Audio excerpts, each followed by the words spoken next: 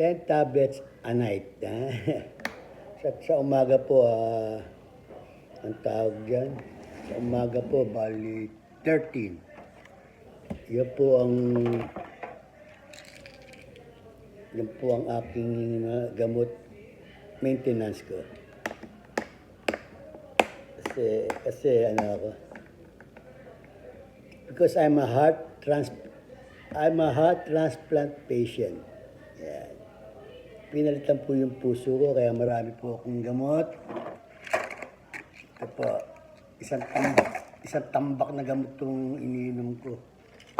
Ganun po dito, pag pinalitan ka ng puso, dahil mong iinumin na gamot. Di ba, as long na buhay ka at masaya. Ha? At kapag Facebook tayo at marami tayo nagiging friends,